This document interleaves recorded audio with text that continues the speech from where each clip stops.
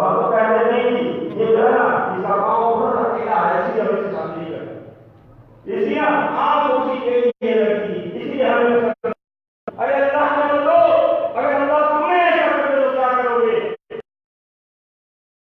Number 6857 اٹھا اللہ کے نبی بھیجا ہے، شخصی کو علیہ وسلم نے بھیجا ہے، وہ کبھی لڑکے کی طرف دیکھتا ہے، کہتا ہے اچھا میں اپنی بیگم سے پوچھ لوں۔ اب بیوی سے جب پوچھنے گیا، بیوی کہتی ہے فلاں فلاں اتنے اچھے اچھے رشتے آئے، یعنی اس سے مالدار بھی ہوں گے، خوبصورت بھی ہوں گے، وہ فلاں فلاں آئے، میں نے ان کو نہیں دی، اپنی بیٹی اس کو دوں، مطلب ان سے یہ کم ہوگا نا۔ تو اب جب وہ جواب سنا تو لڑکی جو تھی اس کی بیٹی، وہ پردے کے پیچھے سن رہی تھی، تو اس لڑکی نے یہ سن کر کہا، جب امی نے بھی جواب دے دیا، ابو نے بھی، تو وہ کہتی ابا جان، امی جان، مجھے یہ رشتہ قبول ہے، مجھے یہ رشتہ قبول ہے، یہ نہ دیکھو آیا کون ہے، یہ دیکھو بھیجا کس نے ہے۔ تو پھر اس لڑکی نے خود خواہش کی اور اسے شادی کر لی، اور مدینے میں سب سے بہترین گھر ان کا چلتا تھا، سب سے بہترین محبت ان کی تھی۔ تو یہ حدیث پیش کرنے کے بعد میں اپنی بیٹیوں اور بہنوں کو بھی جو سن رہی ہیں، یہاں پر موجود ہیں، یا جہاں پر بھی یہ تقریر جائے گی، جو بھی ہماری بیٹیاں اور بہنیں یہ سنیں گی، وہ خود یہ خواہش کرے والدین سے، اپنے والد سے، اپنی والدہ سے کہ میں نے شادی کرنی ہے تو ابا جان، امی جان، میں نے شادی کرنی ہے تو دیندار سے کرنی ہے، بے شک وہ خوبصورت نہ ہو مجھے قبول ہے، وہ مالدار نہ ہو مجھے قبول ہے، لیکن دیندار ہو، لڑکا 5 وقت کا نمازی ہو اور سنت کے مطابق اس کو سارا عمل ہو، اس کا چہرہ سنت کے مطابق ہو، دیندار ہو، میں نے اس سے شادی کرنی ہے۔ پھر دیکھو حق کیسے غالب آتا ہے۔ تو ہماری بہنوں بیٹیوں کو بھی چاہیے خود اس چیز کی خواہش کریں، والدین کو خود کہیں، حق ایسے غالب آتا ہے۔ اور دوسری چیز، ایک اور چیز بتاؤں حق کو غالب کرنے کے لیے، جس کا ذکر رب کائنات نے سورہ انعام سورہ نمبر 6 آیت نمبر 152 میں ارشاد فرمایا، اللہ اکبر، اذا قلتم فعدلوا، جب تم بات کرو عدل کیا کرو، فیصلہ کرو عدل کیا کرو، ولو کان ذا قربا، پھر وہ فیصلہ چاہے تمہارے کسی قریبی رشتہ دار کے خلاف ہی کیوں نہ ہو، حق بیان جو ہے حق کے ساتھ عدل کیا کرو، عدل انصاف کیا کرو۔ یہ بھی اگر حق عدل نہیں ہوگا تو حق کبھی غالب نہیں ہوگا۔ حق کو غالب کرنے کے لیے عدل بھی لازم ہے، انصاف بھی لازم ہے۔ عدل کرنا ہے، چاہے سامنے میرا بھائی کیوں نہ ہو، چاہے میرے والد کے خلاف فیصلہ کیوں نہیں آ رہا، چاہے میری بیٹی کے خلاف فیصلہ کیوں نہیں آ رہا، میری بیوی کے خلاف فیصلہ کیوں نہیں آ رہا، میرے بیٹے کے خلاف فیصلہ کیوں نہیں رہا، حق بیان کرو، عدل کرو۔ تو فرمایا یہ عدل لازمی ہے۔ اللہ تعالیٰ نے فرمایا وَبِعَهْدِ اللَّهِ، فرمایا اللہ تعالیٰ تمہیں یہ حکم دے رہا ہے، وَبِعَهْدِ اللَّهِ، اوفو، اللہ جو تم نے عہد کیا ہے، جو وعدہ کر کے آئے ہو اللہ سے کہ ہم عدل کریں گے، وہ وفا کرو، پورا کرو۔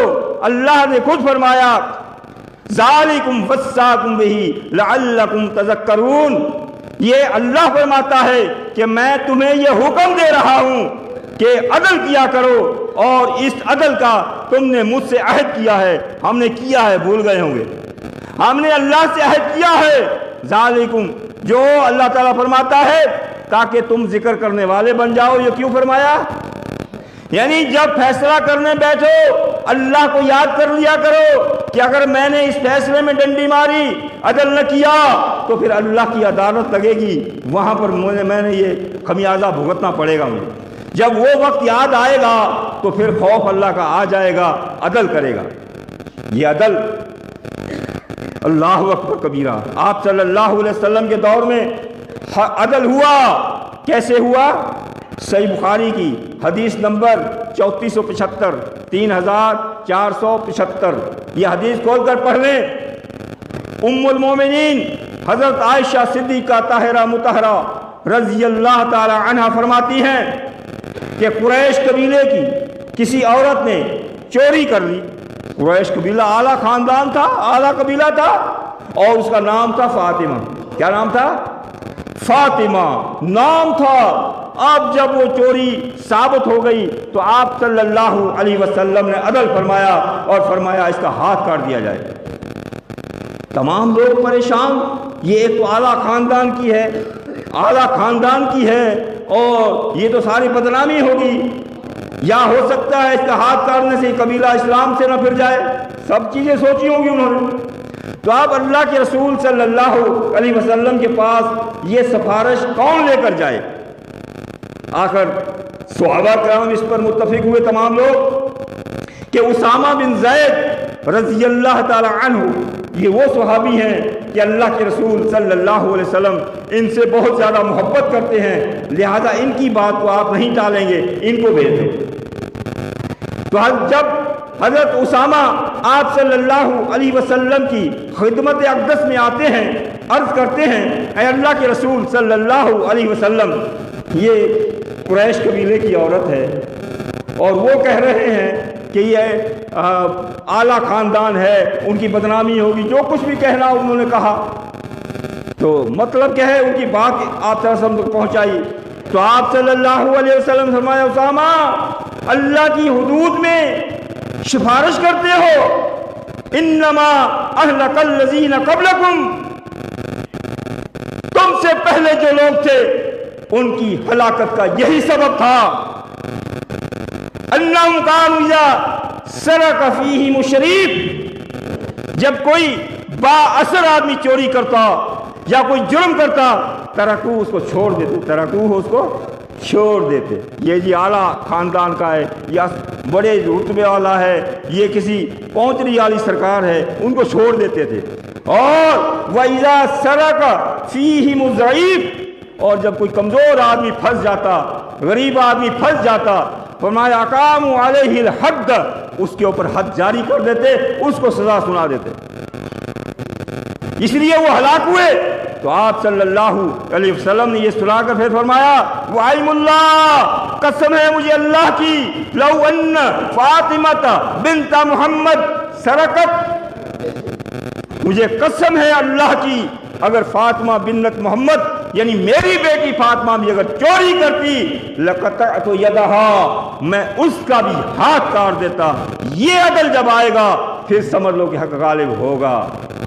یہ عدل، لوگ یہ عدل دیکھ کر آئیں گے، دیکھو جی جماعت المسلمین میں عدل ہے تو یہ ہے، دیکھو کسی کی پرواہ نہیں کرتے، عدل کرتے ہیں، فیصلہ کرتے ہیں۔ تو یہ عدل لازمی ہے کہیں پر بھی، پوری دنیا میں جہاں بھی جماعت المسلمین ہے، اپنی اپنی شاخوں میں، اپنے اپنے صوبوں میں، کوئی نہ دیکھو یہ غریب ہے یا امیر ہے، یہ اثر والا ہے یا یہ تعاون زیادہ کرتا ہے، کوئی نہیں غلطی چھوڑ دو، نہیں نہیں نہیں، جب حدود کی بات آئے، جب فیصلہ آئے، اس کے پاس پھر عدل کرو، کسی کے خلاف کیوں نہ ہو۔ تو یہ عدل ہمارے اندر آنا چاہیے۔ تو میں عرض کر رہا تھا حق بنا ہے غالب ہونے کے لیے، بات سمجھ میں آ رہی ہے؟ آ رہی ہے؟ حق بنا ہے اللہ نے باطل پر غالب ہونے کے لیے۔ میں آپ کو ایک دو مثالیں دے دوں۔ بھائی قلم بنائی ہے لکھنے کے لیے، کس کے لیے بنائی ہے؟ لکھنے کے لیے۔ اب قلم کو اٹھاؤ، کاغذ کے اوپر رکھ دو اور پھر کہو کہ یہ قلم لکھ نہیں رہی، بنائی تو لکھنے کے لیے ہے، یہ لکھ نہیں رہی۔ بھائی قصور قلم کا ہے یا؟ قلم تو لکھے گی لیکن کب لکھے گی؟ جب ہم اس کو ہاتھ میں اٹھائیں گے، کاغذ کے اوپر حرکت دیں گے تو وہ قلم اپنا کام دکھائے گی، وہ لکھے گی۔ ہاں ایک بات اور یہاں پر ہے، قلم تو دے دی ہاتھ میں لیکن ایسے شخص کے ہاتھ میں چلی گئی قلم جو نہ لکھنا جانتا ہے نہ پڑھنا۔ اب کیا کرے گا؟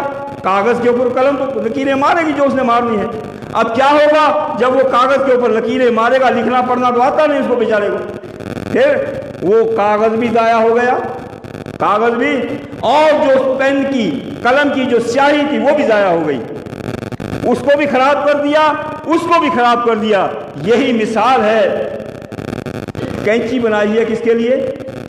کاٹنے کے لیے۔ کس کے لیے؟ اب کینچی کو اٹھاؤ، کپڑے کے اوپر رکھ دو کہ جی یہ کاٹ نہیں رہی ہے، بنائی ہے کاٹنے کے لیے، تو قصور کینچی کا ہے یا کینچی والے کا ہے؟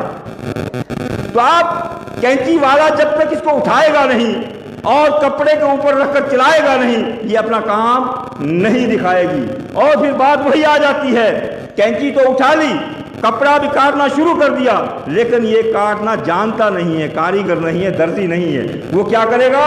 کپڑے کو ٹکڑے ٹکڑے کر دے گا، اس میں سے کوئی چیز نہیں بنے گی۔ اگر وہ درزی ہوگا، کینچی کو چلانا جانتا ہوگا، اس کپڑے میں سے اپنی ضرورت کی چیزیں بنا لے گا۔ تیسری چیز، مثال، بھائی بس بنائی ہے سفر کر کے منزل مقصود تک پہنچنے کے لیے۔ کس کے لیے بنائی ہے؟ کہ اس کے اوپر ہم بیٹھ کر منزل مقصود، بھائی ہماری منزل ہے اسلام آباد، ہماری منزل ہے پشاور، ہماری منزل ہے لاڑکانہ، جہاں ہمیں جانا ہے کوئٹہ، تو وہاں تک ہمیں یہ پہنچائے، اس لیے بنائی ہے۔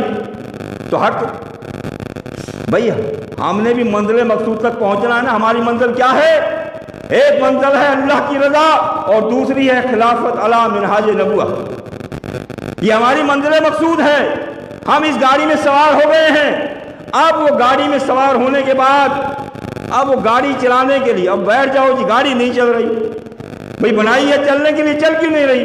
بھئی اس کے اوپر جب ڈرائیور بیٹھے گا، اس کو چلائے گا تو وہ چلے گی۔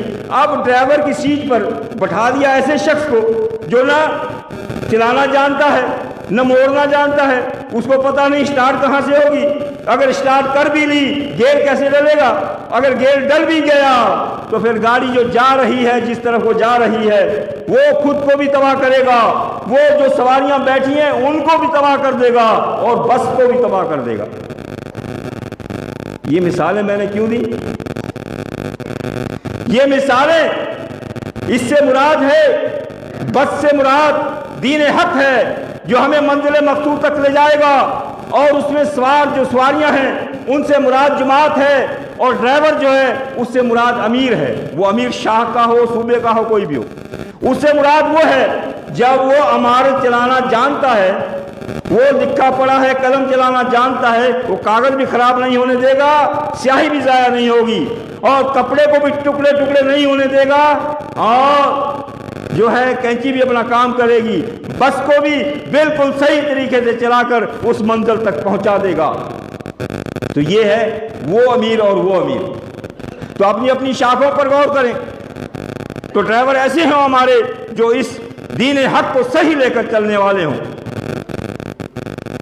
اللہ اکبر کبیرہ۔ صحیح بخاری حدیث نمبر 2957 2957 عن ابی ہریرہ قال قال رسول اللہ صلی اللہ علیہ وسلم، حضرت ابو ہریرہ رضی اللہ تعالیٰ عنہ فرماتے ہیں اللہ کے رسول صلی اللہ علیہ وسلم نے فرمایا انما الامام جنہ، امام جو ہوتا ہے ڈھال ہوتا ہے، کیا ہوتا ہے؟ امیر جو ہوتا ہے ڈھال ہوتا ہے، یقاتل من ورائہ، اس ڈھال کے نیچے جنگ کی جاتی ہے، اس ڈھال کے ذریعے اپنے آپ کو بچایا جاتا ہے۔ ڈھال مثل ہے، امیر ہے مثل ڈھال کے، اور جسم ہے مثل جماعت کے۔ اگر ڈھال مضبوط ہوگی تو وہ ڈھال دشمن کا وار خود برداشت کرے گی، دشمن کا وار کو روکے گی، جسم کو بچائے گی، جماعت کو بچائے گی۔ اگر نہیں، وہ ڈھال اس قابل نہیں ہے تو وہ پھر دشمن کے وار سے جسم ٹکڑے ٹکڑے ہو جائے گا۔ تو امام ڈھال کے مثل ہے۔ اللہ کے رسول صلی اللہ علیہ وسلم نے فرمایا وَيُتَّقَى بِهِ، اور فَإِنْ أَمَرَ بِتَقْوَى اللَّهِ، وہ امیر ڈھال کی مثل بھی ہو اور خود بھی متقی ہو، اللہ سے ڈرنے والا ہو، اور اپنی جماعت کو بھی اللہ سے ڈرنے کا حکم دے۔ کیا کرے؟ حکم دے، حکم اللہ سے خوف دلانے کا، تقوی اختیار کرنے کا۔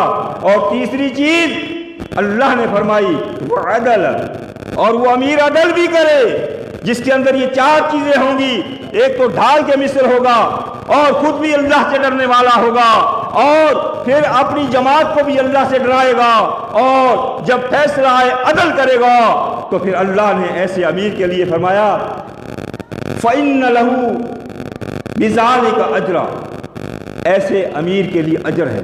کیا ہے؟ اللہ نے اجر کی گارنٹی دے دی۔ وہ اجر کیا ہے؟ ایسے امیر کے لیے اللہ کا قرب ہے، ایسے امیر کے اللہ کا ساتھ ہے، ایسے امیر کے ساتھ اللہ کی دوستی ہے، اور وہ حق کو جب لے کر چلے گا اپنی جماعت کو بھی بچائے گا اور دشمن کے وار سے سب کو بچاتا ہوا منزل مقصود تک اس بس کو لے جائے گا۔ لیکن یہاں پر بات ایک اور ہوتی ہے، اگر ہوتی نہیں ہو بھی سکتی ہے، اکثر یہ ہے کہ ہاں جی کسی شاخ میں ہو، کسی صوبے میں ہو، کہیں پر بھی ہو، کسی ملک میں ہو، جی یہ حقدار تو ہے، یہ ڈھال بھی ہے، یہ شجاعت بھی نڈر بھی ہے، یہ اللہ سے ڈرنے والا بھی ہے، یہ ڈرنے کا حکم دینے والے کی بھی طاقت رکھتا ہے اور یہ عدل بھی کرتا ہے، سب چیزیں سب خصوصیتیں اس کے اندر ہیں، لیکن لوگ اس کو نہیں چاہتے۔ لوگ کہتے ہیں یہ سخت ہے، لوگ کہتے ہیں دین کے معاملے میں کسی کو رعایت نہیں کرتا۔ کیا رعایت نہیں کرتا؟ وہ امیر کیا کرتا ہے؟ اس کو پتا ہے نا، وہ جس سے زکوٰۃ دینی ہے اس سے حساب مانگے گا، ہاں بھائی اتنی تیرے پاس ملکیت آمدن ہے، اس کا پیسہ حساب ادھر کر۔ نہیں جی یہ جو ہے نا بہت سختی کرتا ہے، اس کو یہ نہیں چاہیے ہمیں۔ اور کوئی بات ہے بھئی یہ سنت کے خلاف کیوں کر رہے ہو، ان کو سمجھاتا، حالانکہ سمجھاتا محبت میں ہے لیکن وہ محبت بھی ان کو نفرت لگتی ہے۔ تو یہ بھئی تفصیل میں نہیں جانا چاہتا، یہ اس سے پہلے آپ صلی اللہ علیہ وسلم سے پہلے سے یہ واقعہ چلے آ رہے ہیں۔ حق والوں کی ہمیشہ لوگوں نے مخالفت کی ہے۔ انبیاء علیہ السلام کی مخالفت کیوں کرتے تھے؟ ان سے زیادہ کوئی نرم خیر خواہ کوئی ہو سکتا ہے؟ انبیاء علیہ السلام کو کیوں قتل کیا گیا؟ کیوں ان کی مخالفت کی گئی بڑے بڑے سرداروں نے؟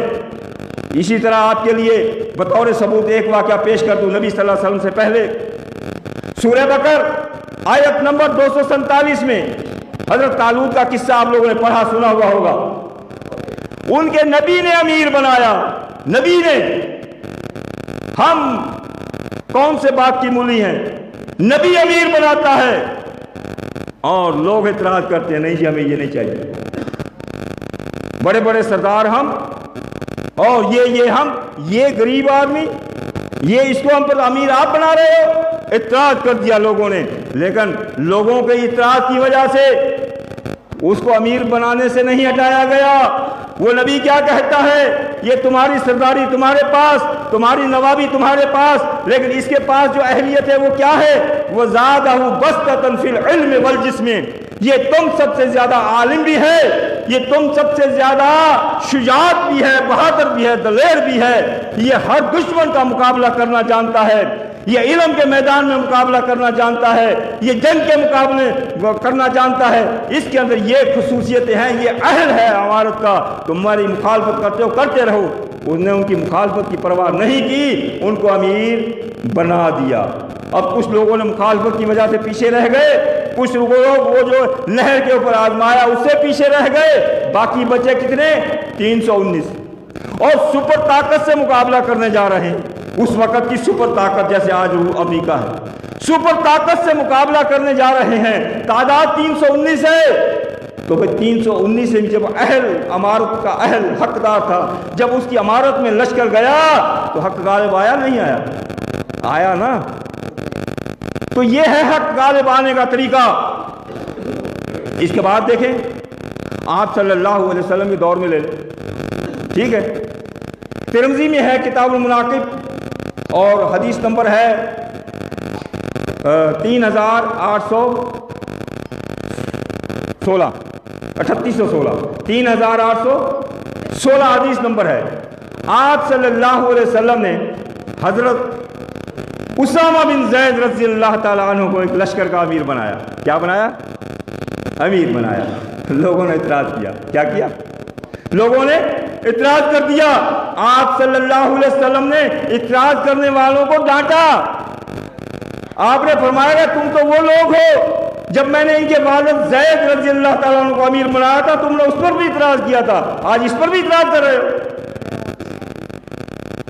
اس کے بعد آپ نے حضرت عمر رضی اللہ تعالیٰ عنہ کے دور میں لیں، صحیح بخاری حدیث نمبر 755، حضرت عمر رضی اللہ تعالیٰ عنہ نے جب حضرت سعد بن ابی وقاص کو کوفے کا امیر بنا کر بھیجا، کہاں کا؟ کوفے کا، تو وہاں کے لوگوں نے مخالفت کی۔ کیوں؟ یہ عدل والے تھے، انصاف والے تھے، سمجھ گئے؟ وہ ان کو نہیں چاہیے تھے، وہ ان کو چاہیے تھے ہاں یہ امیر جو ہے ہمارے کہنے میں چلے، ہم امیر کے کہنے میں نہ چلیں۔ ان کو ایسا امیر چاہیے تھا جو ہمارے کہنے میں چلے، لیکن جو حق والا ہوتا ہے وہ جماعت کے کہنے میں نہیں، وہ اللہ اس کے رسول کے کہنے میں چلتا ہے۔ تو اب کیا ہوا؟ تو انہوں نے مخالفت کی۔ جب حضرت عمر رضی اللہ تعالیٰ عنہ نے معلومات کے لیے بھیجا، تحقیق کے لیے کہ کیا وجہ ہے، کون مخالفت کرتا ہے، ان میں سب سے سر فہرست جو آیا وہ ہے اسامہ بن قتادہ۔ وہ کھڑے ہو کر اللہ کی قسم کھا کر اور کہتا ہے واقعی یہ جو ہے نا، یہ فوج میں جہاد بھی نہیں کرتا، جنگ بھی نہیں کرتا، مال غنیمت میں بھی انصاف نہیں کرتا، اور یہ عدل بھی نہیں کرتا، یہ نمازی سنت کے مطابق نہیں پڑھتا۔ جھوٹی بیان شروع کر دی، جھوٹ بولنا شروع کر دیا ان کی مخالفت میں۔ اور جو سچا ہوتا ہے نا، جو سچا ہوتا ہے پھر اس کی دل سے، اس کی اندر سے جو آہ نکلتی ہے، بددعا نکلتی ہے، وہ آسمانوں کو چیرتی ہوئی رب کے پاس پہنچتی ہے اور اللہ اس کو رد بھی نہیں کرتا۔ جب سب کے سامنے یہ قسم اٹھا کر کہہ رہا ہے، اب اس کے پاس تو کچھ نہیں ہے کہنے کے لیے، تو اس نے کہا، حضرت سعد نے کہ یا اللہ، اگر یہ شخص تو جانتا یہ جھوٹ بول رہا ہے، اگر یہ جھوٹ بول رہا ہے، یا اللہ اس کو دنیا میں پکڑ، اس کو لمبی عمر دے اور اس کے فتنوں میں مبتلا کر۔ تو پھر ہوا ہی ایسے، اس کی بددعا اس کو لگی، کیا ہوا؟ بہت بڑا ہو گیا، اور یہ جو آنکھوں کے اوپر کے بال ہیں یہ آنکھوں کے اوپر آ گئے، اتنی عمر کو پہنچ گیا اور اتنا ضعیف ہو گیا۔ پھر کیا کرتا؟ جوان لڑکیوں کو چھیڑتا، ان سے حرکت کرتا، پھر وہ ان کی مرمت کرتی، ظاہر اٹھ کریں گی، وہ ان کی مرمت کرتی، تو پھر لوگ پوچھتے کہ یہ کیا وجہ ہے، آپ اتنے بوڑھے ہو کر ایسی حرکتیں کرتے ہو؟ تو وہ خود کہتا کہ نہیں یہ میرے بس کی بات نہیں ہے، مجھے حضرت سعد کی بددعا لگی ہوئی ہے۔ تو آج اگر کسی کے ساتھ کوئی ایسا واقعہ ہوتا بھی ہے تو ادھر توجہ نہیں جاتی کہ میرے ساتھ یہ کیوں ہوا، کسی نے مجھے بددعا تو نہیں دی۔ تو یہ صحابہ کرام کے دور میں جو سمجھ لیتے تھے کہ فلاں کی بددعا لگی ہے، سمجھ گئے؟ تو ایک دور آنے والا ہے، صحیح بخاری میں ہی ہے، حدیث نمبر 100، کتنا؟ حدیث نمبر پورا 100، آپ کیا کہتے ہیں 100 کیا کہتے ہیں 100؟ تو اس میں آپ صلی اللہ علیہ وسلم نے فرمایا ایک ایسا وقت آنے والا ہے کہ اللہ تعالیٰ علم کو اٹھا لے گا۔ کیا؟ علم کو؟ تو صحابہ نے پوچھا وہ علم اللہ کیسے اٹھائے گا؟ تو آپ صلی اللہ علیہ وسلم نے فرمایا اللہ تعالیٰ علماء کو اٹھا لے گا، عالم کوئی نہیں رہے گا، پھر لوگ جہلاء کو اپنے امیر بنائیں گے، پھر وہ جب ان سے کوئی مسائل پوچھے جائیں گے وہ غلط فتوے دے کر، غلط جواب دے کر خود بھی ہلاک ہوگا اور دوسروں کو بھی ہلاک اور جو ہے گمراہ کرے گا۔ تو اسی لیے حدیث ہے، اپنے اللہ کے رسول صلی اللہ علیہ وسلم فرمایا، جامع الصغیر جلد اول صفحہ نمبر 117، آپ صلی اللہ علیہ وسلم فرمایا جہاں پر ایک ایسا شخص ہے اس کے اندر سب اہلیتیں موجود ہیں امیر بننے کی، لیکن دوسرا شخص ہے اس میں کوئی اہلیت نہیں ہے، صرف لوگوں کو خوش کرنے کے لیے کہ اس سے لوگ ناراض ہیں۔ پھر آپ نے فرمایا جس نے اہل شخص کے ہوتے ہوئے نا اہل کو امیر بنایا فقط غش اللہ، اس نے اللہ سے خیانت کی، وغش رسولہ، اس نے رسول سے خیانت کی، وغش جماعت المسلمین، اس نے جماعت المسلمین سے خیانت کی۔ تو میرے بھائیوں، جہاں پر بھی اپنے صوبوں میں، اپنی شاخوں میں، اپنے ملکوں میں اس چیز پر غور کریں کہ ہمارا امیر بے شک ہمیں ناپسند ہو، اس کو بناؤ جو اس میں اہلیت ہے۔ اب ایک اور طریقہ حق کو غالب کرنے کا، رب کائنات نے سورہ بنی اسرائیل सूरत नंबर 17 आयत नंबर 81 में इरशाद फरमाया, क्या फरमाया? कुल जा अल हक व ज़हक़ल बातिल इन्नल बातिल काना ज़हूक़ा। ऐ रसूल आप फरमा दीजिए, हक आया और बातिल गया। बातिल तो है ही जाने की चीज। भाई इसकी मिसाल मैं आपको दूं, बर्तन है खाली, क्या है? खाली बर्तन है, उसमें हवा होती है। खाली बर्तन में हवा होती है। जब आप उसमें दूध डालोगे, जितना दूध डालते जाओगे उतनी हवा निकलती जाएगी और दूध उसमें, और ये हक दूध के मिसल है और बातिल हवा के मिसल है। जैसे हवा निकल जाती है ना, जब दूध अंदर आएगा तो हवा नहीं रहेगी, खुद ब खुद निकल जाएगी। तो हमने इस हक के साथ ये दुनिया के बर्तन को भरना है। जब तक हम भरेंगे नहीं तो हवा ये बातिल नहीं जाएगा। ये हक बयान करना हमारा काम है और बातिल को भगाना अल्लाह का काम है। दूसरी, रब कायनात ने सूरह अंबिया सूरत नंबर 21 आयत नंबर 18 में इरशाद फरमाया, बल नक़ज़िफ़ु बिल हक़्क़ि अलल बातिल फ़यदमग़ुहु फ़इज़ा हुवा ज़ाहिक़। जब आप लोग हक को बातिल के सर पर मारोगे, क्या करोगे? भाई मारना है ना हमने, फिर तो सर फटेगा ना उसका। हक गालिब कैसे आएगा? पहले हक को हमने बातिल के सर पर मारना है। जब उसके सर पर हक लगेगा तो बातिल का सर फट जाएगा और बातिल भाग जाएगा।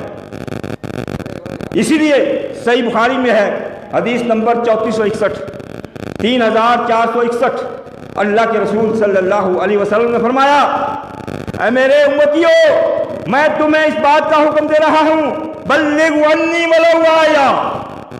यह हक जो तुम्हें मैंने दिया है, जिसको जो भी जिसके पास है, ऐसे नहीं मैं पहले आलिम बनूं फिर पहुंचाऊं।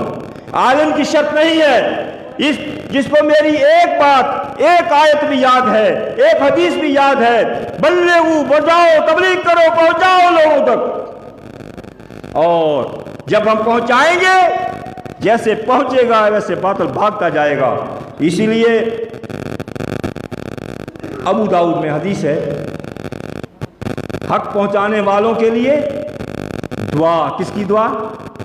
नबी की दुआ। आप सल्लल्लाहु अलैहि वसल्लम की दुआ लेना चाहते हैं? चाहते हैं नहीं चाहते? तो हदीस नंबर 3660 3660 अन ज़ैद इब्न साबित क़ाल, हज़रत ज़ैद बिन साबित रज़ी अल्लाह ताला अन्हु फरमाते हैं,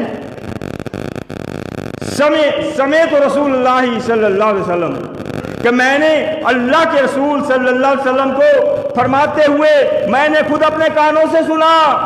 यकूल, आप सल्लल्लाहु अलैहि वसल्लम ने फरमाया, नज़्ज़रल्लाहु इम्रअन, अल्लाह ताला उस शख्स को तरोताज़ा रखे, उस शख्स को खुश व खुर्रम रखे, उस शख्स को शादो आबाद रखे। किस शख्स को?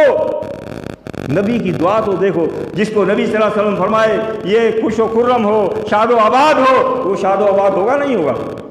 होगा ना। तो आप सल्लल्लाहु अलैहि वसल्लम ने क्या फरमाया?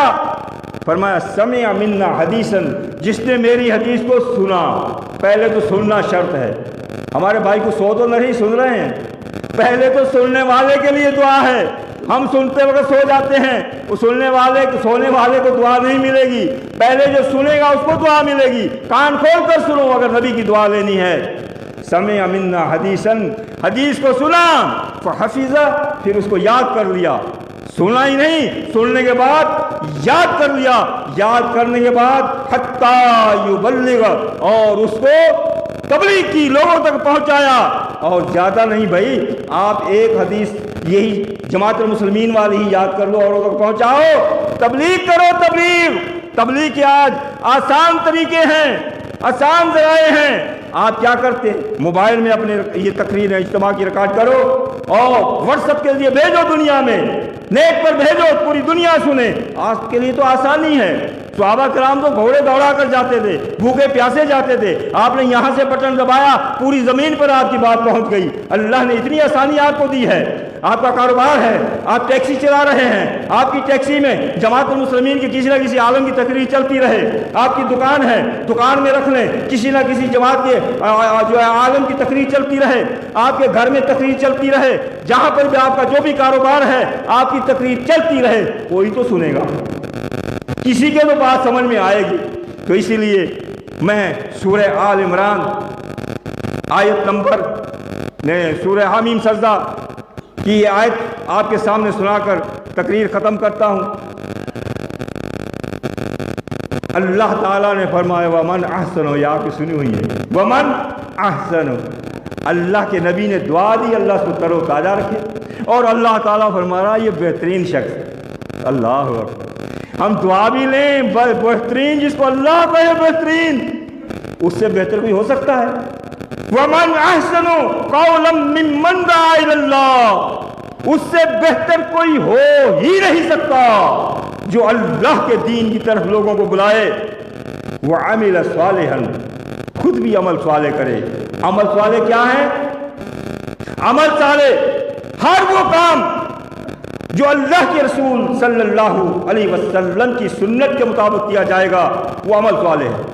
آپ کا لینا دینا، سیدھے ہاتھ سے لو سینے سے دو، عمل صالح ہے۔ الٹے ہاتھ سے دو، عمل غیر صالح ہے۔ پانی بیٹھ کر پیو، عمل صالح ہے۔ کھڑے ہو کر پیو، غیر صالح ہے۔ بھائی جھوٹ بولو، غیر صالح ہے۔ سچ بولو، صالح ہے۔ آپ ہر جگہ پر جہاں پر اللہ کے رسول صلی اللہ علیہ وسلم کی سنت کے مطابق جو بھی کام کرو گے، آپ کا لینا دینا، سونا جاگنا، اٹھنا بیٹھنا، کاروبار کرنا، ہر چیز آپ کی جب اللہ کے رسول صلی اللہ علیہ وسلم کی سنت کے مطابق ہوگی، یہ آپ کا عمل صالح ہے سارے کا سارا۔ اور نبی صلی اللہ علیہ وسلم کے خلاف چاہے آپ کوئی اڑتا ہوا نظر آئے، وہ شیطان کو ہو سکتا ہے، وہ عمل صالح نہیں ہو سکتے۔ لیکن بعض ایسے لوگ بھی ہیں۔ سورہ ذاریات میں اللہ تعالیٰ نے فرمایا وَإِذَا ذُكِرَ اللَّهُ وَحْدَهُ اشْمَأَزَّتْ قُلُوبُ الَّذِينَ لَا يُؤْمِنُونَ بِالْآخِرَةِ، ایسے لوگ بھی آپ کو ملیں گے جب آپ ان کے سامنے اللہ اور رسول کی صرف بات کرو، یہ اللہ نے یہ فرمایا، اللہ کے نبی نے یہ فرمایا، تو ان کے دل جو ہے، ان کے دل اڑتے ہیں، تنگ ہو جاتے ہیں۔ یہ کیا ہے؟ صرف اللہ اور رسول کی رٹ لگا رکھی ہے۔ یہ بزرگوں کے قصے تو سناتا ہی نہیں، یہ وہ تو سناتا ہی نہیں ہے۔ فضائل نماز میں ہے یہ فضائل اعمال، ایک بزرگ صاحب کا مشہور قصہ ہے، ایک وضو سے 12 دن تک ساری نمازیں پڑھی، 15 سال مسلسل لیٹنے کی نوبت نہیں آئی۔ یہ ایسے قصے تو سناتا نہیں ہے۔ یہ اپنے تبلیغی بھائیوں کی جماعت ہے، تبلیغی جماعت کے فضائل اعمال میں فضائل نماز باب سوم کے صفحہ نمبر جو ہے 75-76 پر۔ تو آپ ان سے پوچھو بھائی 12 دن ایک وضو سے ساری نمازیں، ایک تو سنت سے ثابت نہیں ہے، کسی صحابی سے ثابت نہیں ہے، انسانی فطرت کے بھی خلاف ہے۔ 12 دن وضو رہ ہی نہیں سکتا۔ ایسے جھوٹے من گھڑت قصے، اور پھر 15 برس میرے پاس تو جب اول تو کوئی آتا نہیں، ان کو پتا ہے اس کے پاس جائیں گے تو ہم خود پھنس جائیں گے۔ جو کوئی آتا ہے تو میں تو یہی پیش کر دیتا ہوں کہ یہ پیش کرتے ہو، اللہ کے نبی نے تو فرمایا تھا بلغوا انی، قید لگائی تھی میری طرف سے پہنچاؤ۔ کیا یہ اللہ کے نبی کی بات ہے یا غیر نبی کی بات ہے؟ اور پھر غیر نبی کی سفید جھوٹ، 15 برس لیٹا ہی نہیں، ہم تھوڑے 2 گھنٹے بیٹھتے ہیں، لیٹتے ہیں، تھک گئے۔ اور آپ صلی اللہ علیہ وسلم دن میں 3 مرتبہ لیٹا کرتے تھے، فجر کی سنتیں پڑھنے کے بعد لیٹتے تھے، دوپہر کا کھانا کھانے کے بعد سب مان دیں کیلولا فرمایا کرتے تھے، لیٹتے تھے۔ رات کو جو ہے عشاء کی نماز کے بعد آپ سونے کے لیے لیٹ جایا کرتے تھے۔ اس نے 15 سال مسلسل اللہ کے رسول صلی اللہ علیہ وسلم کی سنت کی مخالفت کی، پھر کہتا ہے یہ بزرگ ہے، یہ بزرگ ہے۔ بھئی ایسے بزرگوں کو ہم نہیں مانتے، ہم تو صرف اللہ اور اس کے رسول کی بات پیش کرتے ہیں۔ تو اللہ نے فرمایا وَمَنْ أَحْسَنُ قَوْلًا مِّمَّنْ دَعَا إِلَى اللَّهِ، اس سے بہتر کوئی ہو نہیں سکتا جو اللہ کی طرف لوگوں کو بلائے، وَعَمِلَ صَالِحًا، اور خود بھی عمل صالح کرے۔ اور وقال، جب ان سے پوچھے بھئی آپ کون ہو، بھئی ہمیں کہتے ہیں یا تم ہمیں مسلم نہیں سمجھتے، کیا کہتے ہیں تم ہمیں مسلم؟ بھئی ہم کیا، ہم تو وہی سمجھتے ہیں جو تم خود اپنے آپ کو کہتے ہو۔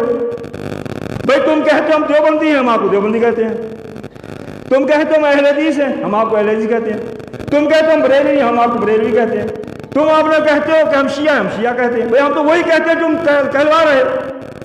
اور ہم نے کیا کہنا ہے جب یہ دین حق کی تبلیغ کرنے والا، عمل صالح کرنے والا جب اس سے پوچھے گا کیا کون ہو گئی، وقال، پھر انہیں کیا کہنا ہے اننی من المسلمین، میں تو مسلمین میں سے، میں کس میں سے ہوں؟ میں مسلمین میں سے ہوں۔ بھئی تم کہتے ہو میں دیوبندی میں سے ہوں، میں حنفی میں سے ہوں، میں بریل، بھئی تم خود کہتے ہو، ہمارا کیا قصور اس میں بھائی جان؟ ہم تو آپ کے خیر خواہ ہیں بھائی۔ تو ہم بہترین بنے۔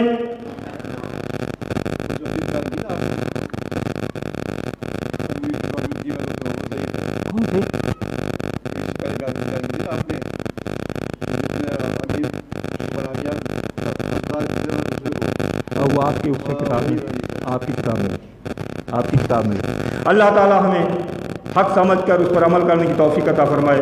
واقول قولی ھذا استغفر اللہ لی و لکم۔